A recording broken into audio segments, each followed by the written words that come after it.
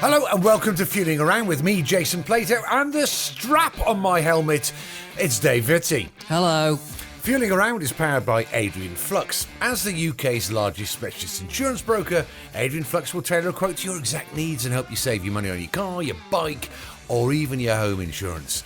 Mate, that's another weird intro you've scripted for me there. The strap on my helmet. What the hell? Well, I try and make it, without giving anything away, I try and make it so it's directed towards, or a clue towards, our guest, you see.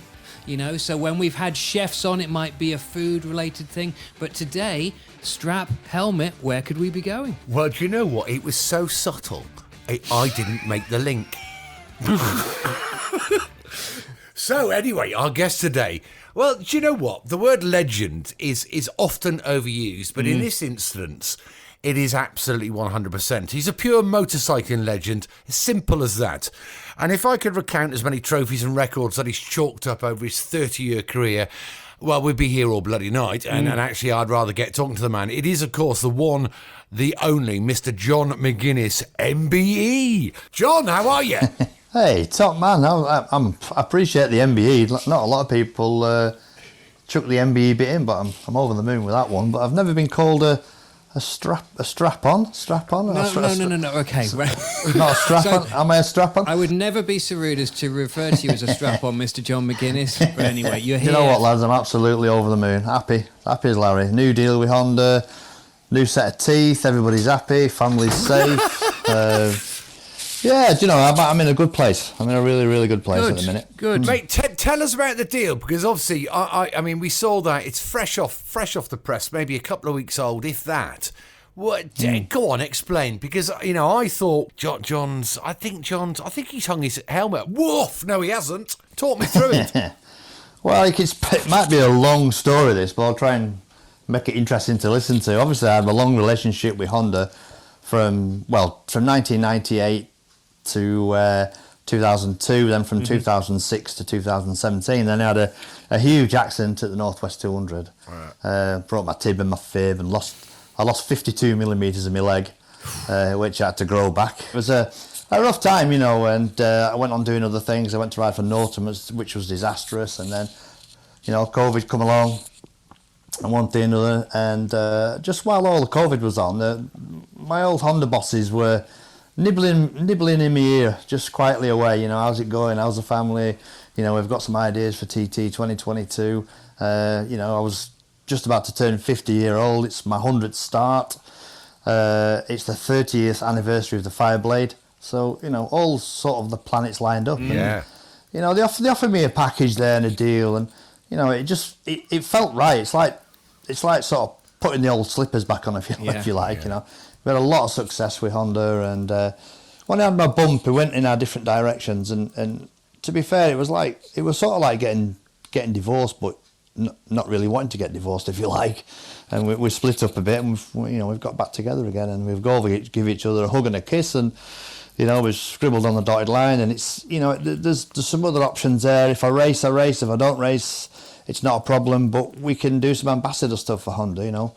I can stand at the bar all night and talk to the journalists, you know, with a gin and tonic in my hand and tell everybody how great I used to be. And you know, and there's not a lot of riders around who can actually come up with this tales. Well, do you know what, mate? It's gone down an absolute storm, hasn't it? I mean, everybody from all walks of motorsport, whether it be cars or bikes or, you know, off-road or speedway, it doesn't matter what it is, everyone's just really chuffed to bits for you. It's brilliant news. Yeah, I'd like to think so. I hope so. It was a bit, let's say, sometimes I get a little bit embarrassed about it because, you know, 50-year-old bit, you know, middle-aged spread going on. And, mate, there's nothing wrong with that. I know, you're the same. You're my inspiration, mate. I tell you, if you pack in, I'm packing in. I'll have you a deal. Well, you're not packing in here, are you? No. But I'll be at the bar with you, though, mate. Telling stories about how great we were. Yeah, when I heard the story about standing at the bar with a G&T, I thought, well, I know somebody else who's just like that as well, so I can picture the two of you together. So, in a way, I suppose, John, this is just a really nice full stop to what has been a pretty tricky and horrible couple of years for everybody, you know, yourself included, what with COVID and whatnot. Exactly, you know, it's weird because I could have sat on my backside and done nothing, but I did that Ducati Cup for the last couple of years, and we ran the team from our home, The wife was involved. My son Ewan, he's just turning 20-year-old, so he was involved, and all the time when I was riding the Ducati Cup, I was keeping sharp, I was keeping riding, keeping everything alert, keeping all the muscles up to speed. And always in the back of my mind, I was thinking, well, I need to keep sharp because, I know what's going to be coming when it does come. We're going to be going down Braille at the TT. So, but it's a nice thing. The bike's good, the team's good. It's a lot of the right people and mechanics and staff that I've worked with before, PR girls and everything else. So it just feels right, but it was tough, riding for that Norton, and they went bang and they owed me a few quid, and I don't want to go into details, but I never looked great in a chrome suit. Anyway, I always look like a fat chicken in tinfoil, but I've done 50. Tried to work it out. I've done about 52,000 miles around the Isle of Man TT track, so that's twice around the world. Say that again. About 52,000 miles. About twice around the world. What, in about an hour? Well, yeah, maybe on the computer. But no, it was funny. It was when I had my cage on my leg, we were working it out because Valentino Rossi, bless him, he's retired now. What a legend. He was putting a piece in the press that he'd been around the world doing MotoGP racing. So I sat down with my lad. I thought, be interesting. How many? 37.34 miles. Right, yeah. So I worked it out. I've been around the world twice, so I was like, wow. Stuck the finger up at Rossi. Mate, that is incredible, isn't it? That is incredible. Mate, can I just wax lyrically here and just tell a lovely little story that when was it we went down, John? Was it 2019 we went down to watch the last round of MotoGP at Valencia? All the lads went down. Was it 19 or 18? I thought it was maybe a bit before that, maybe. Anyway, what a trip that was, wasn't it? Oh, wasn't it great? I mean, there's some really good guys on this trip, very, very well known. I won't say who they were, but some proper guys. Anyway, we got great tickets, and I've only come across Rossi obviously on the TV, but in person maybe 3 times in my life, and we had access to his garage, and we walked in there, and I did what most of us did, which was just kind of stand still and a little bit, starstruck really. And then there was this moment where John walked in behind us as part of our group, and Rossi just dropped what he was doing, ran over, and oh man, that's an amazing thing to see. You are so, what's the word? Humble. Well, yeah, maybe it's a good thing to be, isn't it? I haven't changed. I haven't really changed. I'm a northerner. I was sort of brought up on a council estate in Evesham, and I'm still grounded and still got my same friends, still live in the same area. And but no, with Rossi, I mean, he came to the Isle of Man TT in 2009 with Agostini, and he did a lap of the TT track. And when he came, it was brilliant. For somebody like Valentino to come and praise us, he called us gods. He called us. I can't remember what he said now, but it was basically just respect. We're like gladiators. That's what he said. And for somebody like Rossi to come, and it would have been so tarnishing for us because everybody listens to him. He's such a role model. If he come across and said, what a bunch of lunatics they are. God say it, they're on a death wish and all that lot. Which some people do think that. But Rossi really understood it. He really got it, and we've been friends ever since. He calls me steel balls. Steel balls. You must have trouble through the metal detector, don't you, on the airport? I'd imagine. I've had a set of dangly steel balls. Yeah, I've been struggling, but yeah, I've got a bit of steel work in me. But yeah, not that I wanted it, but I've got some unwanted screws in my body. Yeah, and Valentino, I've been a long-term Monster Energy athlete as well, and it was Valentino sort of got me the deal in 2009 because I got the money shot with him giving me so I won the Formula 1 race and he gave me the trophy, and wow. and I said to Monster, I said, look, pay me if you think I'm worth it. If you don't think I'm worth it, don't worry about it. And I had my Monster hat on, and Rossi was handing me the trophy, and I thought, there's your money shot, Monster. So I've been with him ever since. But we keep in touch. We have a bit of a yarn on the telephone, and it's nice that he actually understands I call it the crack. I don't know if you guys call it the crack, but he gets the crack, and we have a bit of banter, send a few daft jokes and stuff. And he's invited me across to his place a few times. I've not managed to get there. He had that 100-kilometre race because he has his ranch, doesn't he? So I'd love to get to his ranch, but and he's 42. And he smoked them all. He won that the 100-kilometre race. He smoked them all. Did he really? You know, all the young MotoGP riders, Moto2 riders, Moto3 riders. He's showing them all. You know, he handed their asses to them and won. so casting the mind back, where did it all begin? Because your dad did a bit of racing, yeah? He did, yeah. My dad. We had a bike shop and in Morecambe, McGuinness motorcycles it was, and. My dad was. I looked up to my dad. He was meant, you know. He was the typical bike dealer, car dealer, bit Arthur Daly, bit of a boy, you know. And he didn't really have a dealership. I called it a lock-up, but it was like bike shops were like that, though, weren't they? Though. Yeah, they were lock-ups, weren't they? They weren't as grand as car garages, were they? They were like a sort of lock-up. That's right. You know, big wooden doors. I remember it. I can remember it so well, and. You know, he'd be servicing a bike, or he'd be, you know, selling something, or there'd be scooters, you know, be some racing bikes in there, and you know, I had a little Italia Jet 50, and you know, my dad just started it up and said, "Right, son, get yourself away on that." And I was only 4-year-old, and I used to just rip round an industrial estate in Morecambe, and nobody bothered. You know, all the other people in the garages, and you know, there were machine shops and joiner shops, and it was just the norm to see me hurtling around the estate on my bike, you know. I mean, nowadays the police helicopter would be up, wouldn't it? And like a bike would be crushed, and you just, you know, you get a black mark by your name. But yeah, he brought me up, and my dad did a bit of racing. My dad was pretty good, you know. He was all right, my dad, but he was always one of them, you know. If he'd have a TZ 750 and somebody would bid him a bit of profit, so he'd sell it, and he'd have an RG 500, and somebody'd, you know, I remember his RG 500. He swapped it for a CB 400. A Cortina estate and a sheepdog, so that was it. What a deal! I remember him turning up and the dog were in back because it was an estate car, so it was a Cortina estate. So the dog was just looking out the back window, and I wanted to keep the dog, but my dad had sold the dog as well, so that was the end of that.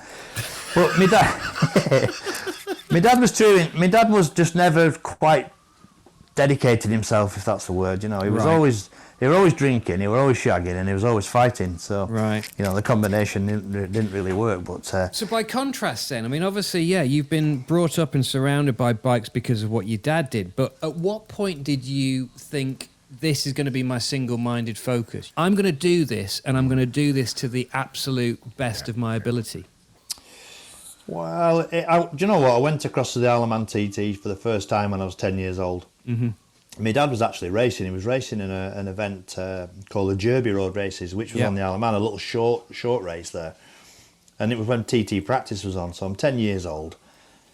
You know, we go out to watch the TT practice for the first time. He sticks my head through one of the barriers at the bottom of Bray Hill. Yeah. I seen all these people come down. You know, it was Joey Dunlop, Mick Grant, Graham Crosby, Ron Haslam, all these legends. I was like, whoa. Wow. You know, this what is this? And just the noise, the smell, the speed, and it just sort of ignited something in my head there and then when I was 10-year-old. But you know, it's like when you're 10, you're off, you're at school, you're doing a bit of schoolboy motocross riding, and you know, I got a bike when I was 16.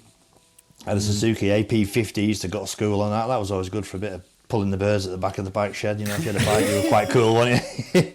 I turned 17, I got a TZR 125 on the road, a Yamaha, then I had a KR1S Kawasaki that was actually my dad's, and I sort of, when I passed my test, I sort of pinched it off him, if you like. And but at that point, I'm going around 120 mile an hour around our streets, around our roads. We know we're not too far off the Lake District, so we've got some great roads. And, but while all this is going on, my dad's getting some reports back that, you know, some of the older lads, the older generation, are going, you know, get this lad off the road, he's going to kill himself. And you know, when you're 17, you don't respect it, do you? You know, you're just hurtling around everywhere. And thank God, really, them guys sort of said what they said to my dad. And I remember my dad saying, you know, all right, yeah, come on, let's go and do some racing. You think you're fast enough? And off we went. Went to a racetrack at Aintree in Liverpool, and finished 29th and 31st. I thought, ooh, got some graft to do. Yeah, it's not just quite as easy as it looks, this racing. I got my pants pulled down, off we went home, you know. But yeah, that was my first race, 1990. But you never know, dear. When you're 17, 18, I never had anything. I never, you know, my mum was chucking a few quid in, my nana was chucking a few quid in. I was apprentice bricklayer at the time, so I was sticking my little bit in. And you know, there was family and friends, and You know, somebody would buy a tyre, somebody would buy a chain, somebody would pay for an entry. And, Wow.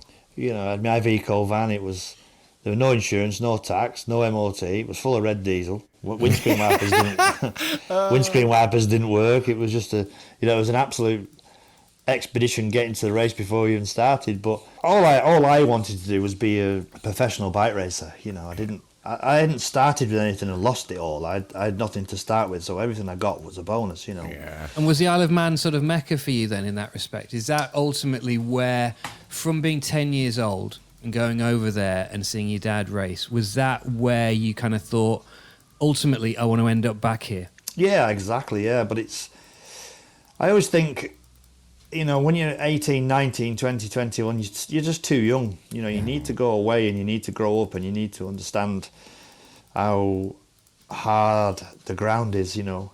Because you were 24, wait, is that right? 24 when you did your first TT? 24. I might have just turned 25, yeah, Right, 1996. Yeah.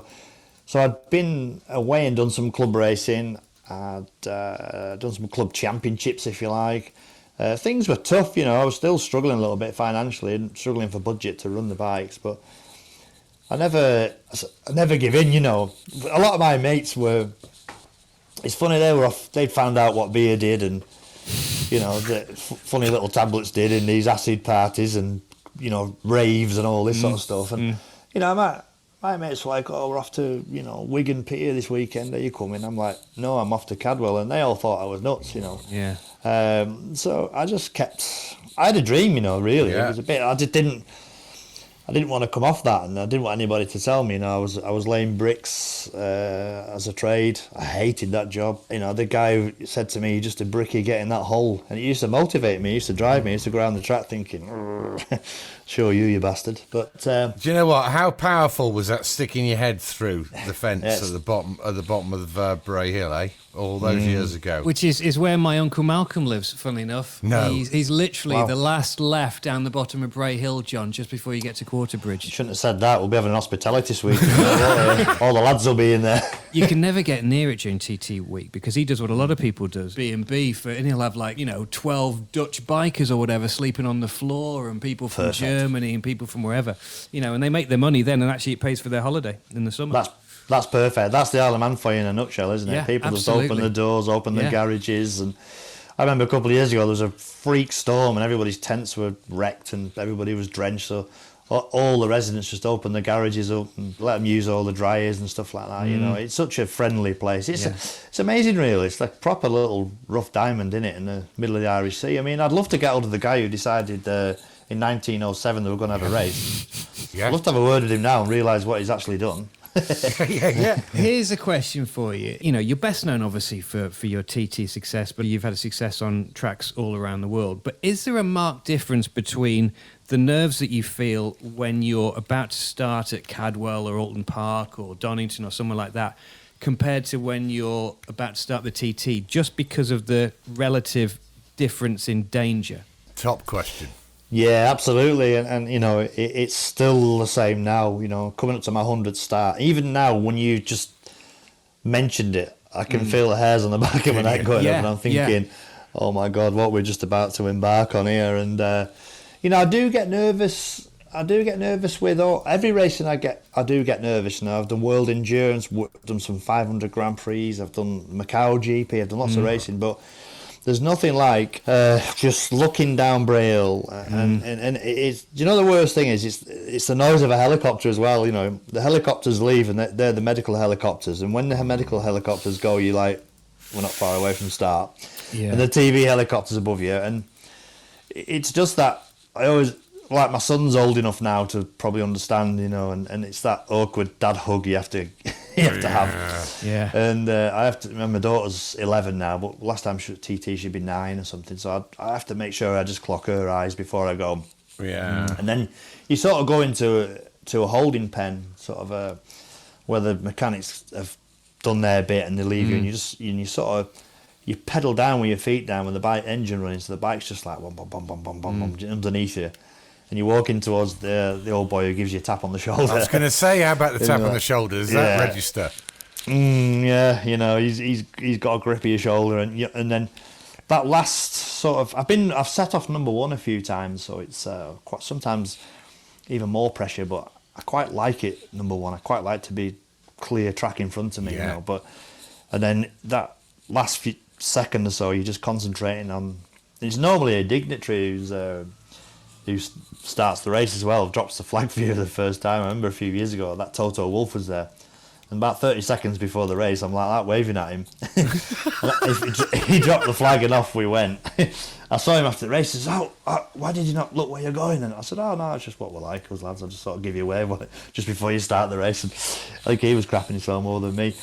But going back to, it is unbelievably... and it's not fun. I have to say I don't particularly enjoy that bit. But even like the bit there that you referenced before in terms of glancing at your kids and whatnot, at the risk of, I don't want to make it too dark, but there must genuinely be, and I think you've sort of said it indirectly, that there is a thought where you're thinking, I might not see them again.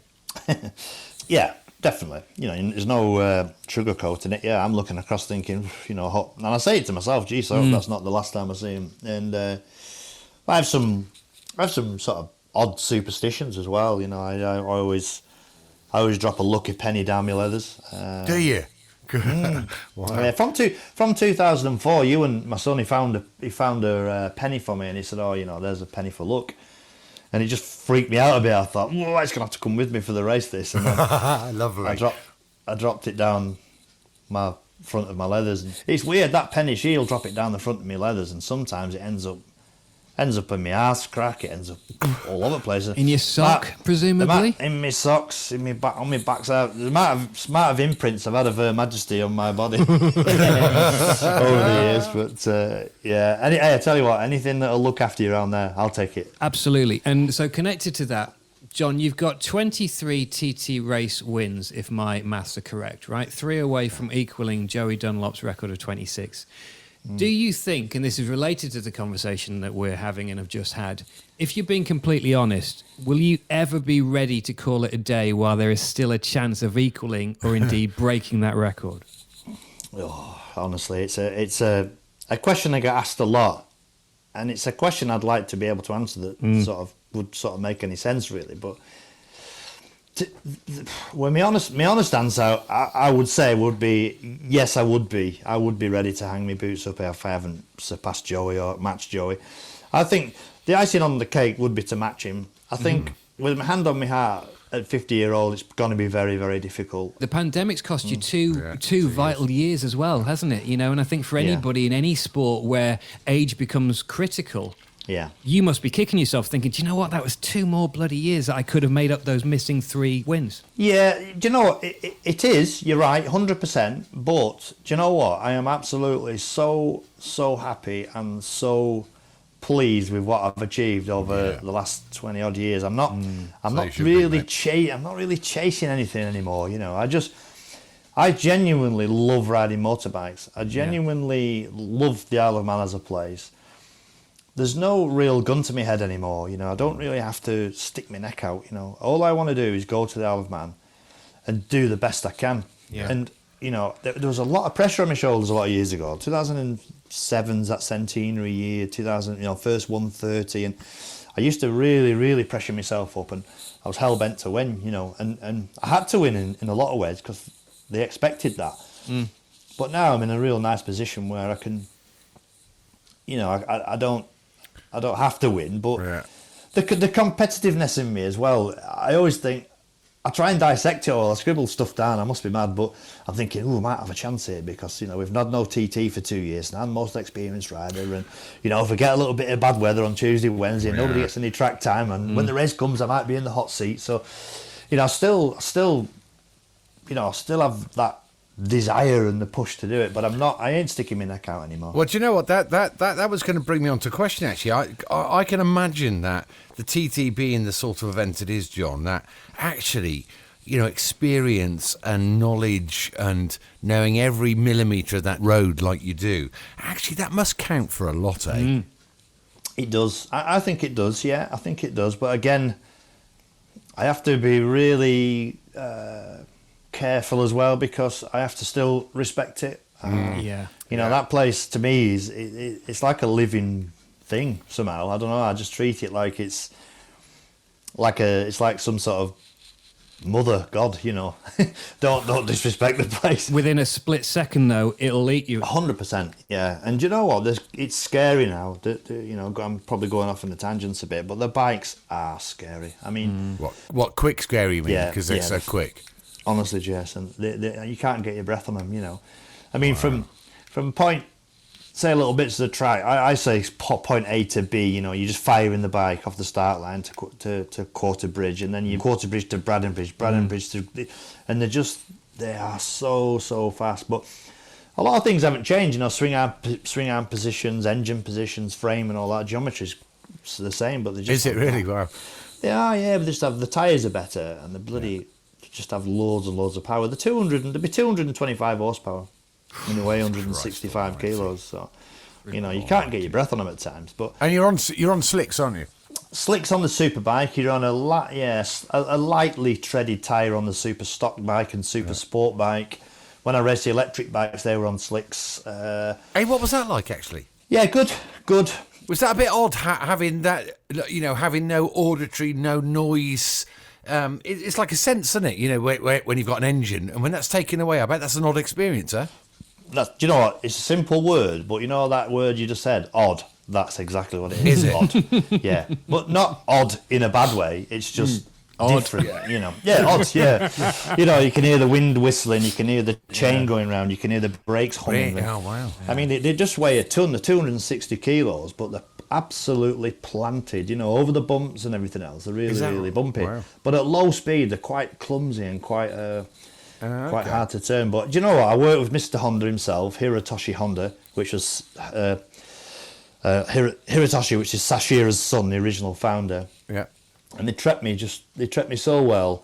Wow. I enjoyed every single minute of it, and they were so dedicated and focused on that machine. And we went from doing 102 mile an hour average to 122 in 2019, and I did 176 through the speed trap down the end of the Silver Straight. God. And I was going down it. It's like it hasn't got. It's endless. You know, it was just spinning and it felt like it would do 500 mile an hour. It didn't. You know, you drive a piston engine car and it revs and the torque drop and they change, and you know, and you got to keep it in a range. That thing just went, no gears. Yeah, felt like there was no end to it. Yeah, and you know, me and you are old school, Jason, and when they brought that bike to the TT in 2012, you know, some of the older generation were like, you know, like, look at that thing, you know, this will never take off. But in 2019, the last TT, you know, they're embracing it a little bit, and dead proud of what we've achieved, because a lot of that technology has definitely gone into the new. Well, I know the motor's gone into the new electric motocross bike that Honda are making for the next couple of years. And Even in the last couple of years, though, what with the pandemic and the way that the world has stopped, and as you say, you just reminded us that the last TT was 2019, I would imagine that technology has come on, you know, in terms of batteries and the whole, and we can see it with electric cars for sure, and it must be the same with bikes. yeah, definitely. Yeah, they've more power, the more electronics. They've, you know, so there's a new model Kawasaki, there's a new model Honda out, there's a new model BMW.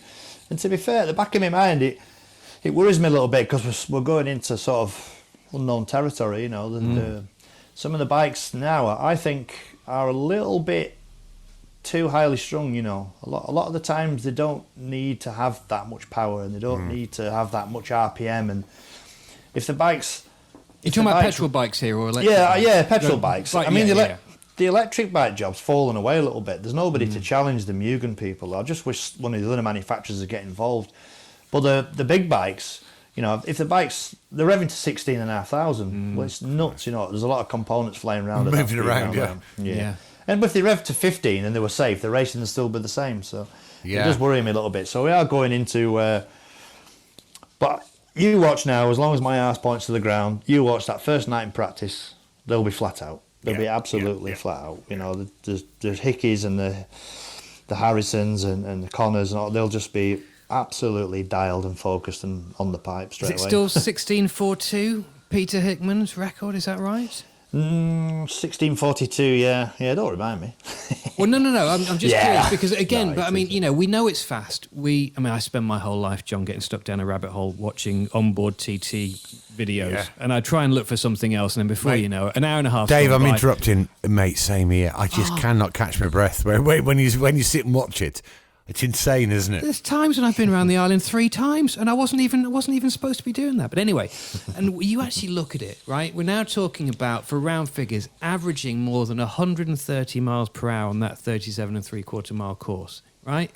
17 minutes, just under 17 minutes. What goes through, and this might be a stupid question, but I can only relate it to the fact that if I'm driving a car, I'll daydream, right? And I'll be thinking about something else. And I might have done 10 miles on the motorway and I don't remember doing this. Now, the risk of asking a stupid question, for somebody who has done the TT that many times, is there ever times when you're on a lap where actually you're just sort of on autopilot? Yeah, another Really? good question. Good question. Yeah, never been said that autopilot. Yeah, I would But say you know what I yes. mean, where you're Yeah. not. You know when you're literally hanging on for grim death and you can remember every single millisecond. But then there must be other stretches where you kind of go, I'm just sort of doing it, and I'm Yeah, thinking you about do, what I'm having you for do. tea. Yeah, you do 100%. Yeah, you get into rhythms and cycles and bits where you've got to work really, really hard. Somewhere where you've got to really work to change direction on the bike. Some of the bumpy sections, but you have to make sure that you take deep breaths as well. A lot of riders, when they ride around there, they hold the breath, and they're like, and they're grabbing hold of the bars really, really tight, and then they get arm pump and they get more fatigued, and then they get vulnerable. But it's like doing a dot to dot. It's like to 1 to 2 to, or a C to D to F. You just got to be one step ahead of it all the time. Yeah. I mean, the thing is, when you watch it, you can't compute it because you don't know what's coming up. For me, I know exactly where I am. I know exactly what gear I'm in. I know exactly the tipping points. But Because you know it so well, and your eyes are so far up the road, rather than looking at markers and references, would I be right in thinking, and maybe I'm wrong, but the way I look at bits of road that I know, I don't ever look at anything off the road. I just kind of feel where I'm going. Would you say that's right for you? You're right. I'm in here now, and I'm rather than looking for little references. Would that be right you do. or wrong? Yeah, exactly right, Jason, mate. Yeah, that's exactly right. just That's what you feel- do. you feel it. It's like I go around sometimes. They go, "Where do you brake?" And I go, "I don't know." And I actually genuinely mean that. I'm not trying to hide any information. It's just it's a feel thing. And it's an engine note thing and an RP, and it's wind as well. Because short circuits you might average 70, 80, 90 mile an hour. That you're averaging 130 plus. So it's you can actually feel where you are with the wind. It's those bits that catch you out where that you can't educate anybody with. If the winds change direction 90 degrees and you get blown off the track on the mountain and something like that. But because, like I say, I've done so many laps, I know I can feel from the bottom bit of the track where the wind's going to come from on the mountain. So I know I know whether to peel in a little bit earlier or peel in a little bit later on some of the corners up on the mountain. So tell me, the pit stops. Yeah. What's going through your head there? Are you processing what's happened or what's coming? Probably I have to take a little bit of a back step and let the boys do what they're doing. The bikes are stationary for about 45 seconds because you need 24 litres of fuel in, you need a rear tyre, and then just a general look round the bike, and also a tear off. Another visor with 2 tear offs on because it's really bad for flies. But sometimes I want information, sometimes I'm not bothered, and sometimes I'll just sit and chill and have a drink of water and let them boys do it. But it's a blur. Let's say it's 40 seconds just in. You think, what? I'm out again. You're not getting much of a rest. And we've had some fantastic pit stops over the years, but it's weird. Our Fireblade Honda from 2008 right through to 2016 was a very economical bike. So all you're doing is filling your tank back up. But if you've used 2 litres less than the BMWs or the Suzukis or the Kawasaki's, then it's 1.2. Yeah, it's 1.2 Time in the bag, isn't it? Of course it is, yeah. And people are like, oh, you were fast in the pits. I'm like, oh yeah, I just keep nodding because we don't realise we're using less fuel. So it leads me on to, sorry to interrupt, leads me on to another question. If during the lap you're getting little markers off your pit boards at various points around, if you're saying the lead, you got a healthy lead, are you still flat out? You're thinking, hold on, I could save a bit of juice here, which will then gain me another 1 or 2 seconds in the stop. Are you thinking like that, or are you just flat? You're not flat out. If you've got a good lead, if you've got a good buffer. Well, to be fair, you have and you haven't. Until you've done your final pit stop. It can all go wrong in the pit. So, if you're 25, 30 second lead and you don't get the back wheel in, it all goes wrong in your second pit stop. You've got a lot of work to do and it can be quite difficult. And, I got a 30-second speeding in the pits in 2013. Proper rookie knobhead thing to do. I was speeding in the pits and I had to fight my way back onto the podium. But I have to say it's an amazing feeling. And not many people in the world get to do it, but to have a 25, 30 second lead on lap 6, you are obviously you're only human and you're a racer and you're listening to everything. You're like, oh, is that a rattle? Ooh, is the temperature going up? And I try to give myself another couple of. Maybe another foot from the curbs, just so that's where you might pick a puncher up. If you're going to pick a puncher up, you're going to pick it up in a curb or something. A nail dropped off a van or something. Because it is a public road, so But it's I break a little bit early, but 100% concentration to the end. But if there comes a time where I'm feeling it isn't for me on that day, I will be the one to get out, to roll out of it. Yeah, but I mean I've been 5th and 6th and 8th and 5th and 4th, and I had 47 podiums and they've all been amazing, which is astonishing when you think about it, isn't it? Ridiculous, isn't it? It's amazing. Absolutely, 23 senior wins is an incredible record, but 47 podiums. It's ridiculous. That's the most podiums, but I know I'm blowing wind up my ass a bit, but it's a great arse and the wind is welcome. Let me tell you.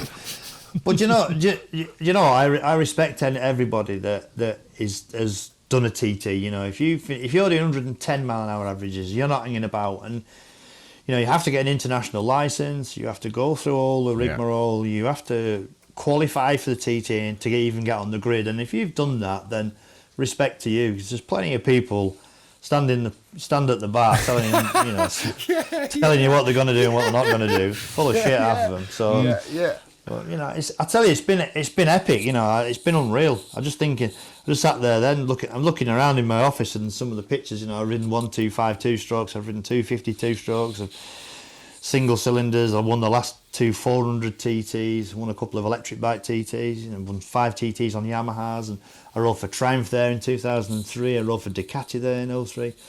Where's it gone? I want to live it all again. I want to live it all again. I want to go through it all. Jason, do you know what? I was going to say, normally on Fueling Around, on this podcast, we normally ask people about their car history and what it was like passing their tests and whatever. And do you know what? I don't care. No, I really don't care. Because neither. I think to have actually had the opportunity, John, to sit down with you for however long we've been gassing just now and actually go through the mental side of doing the TT and what goes through your head and just living and breathing what a treat. Something that we love to watch has been incredible. You all need to go, though. You all need to go. That Plato's been making loads of noises for the last God knows how many years, but come on. I've got the crew. We're coming. This could be my last goal, so come on. I'm not saying it is, but it could be. So you make sure you're there, mate. I'll ring my Uncle Malcolm and Auntie Lynn, and it'll be me and then 11 Dutch bikers on the floor. we drink your Angie Boom, yeah? Sexy times. Tea, coffee, jammy dodgers, swilled down by a gin and tonic. And on that note, Jason, I think you need to take us out, mate. Oh, mate, it's a struggle for me to even get the words out. So anyway, that's it for this week's Fueling Around, powered by Adrian Flux. As the UK's largest specialist insurance broker, Adrian Flux will tailor a quote to your exact needs and help you save money on your car, your home insurance, or even your motorbike. Thanks to you, Dave, as always, and a huge thanks to our really special guest this week, the one and only Mr. John McGuinness, MBE. Pleasure. Superb. Love that. Don't forget, you can get in touch with us on Twitter at Jason Plater or at David Vitti. And if you've liked what you've heard, feel free to give us a 5-star rating, press the subscribe button, and share the podcast on all your socials. What a dude. What a dude. Anyway, guys and girls, look, thanks for listening. And, well, I'm going to go for a cold shower. We'll see you next week. Ta-da!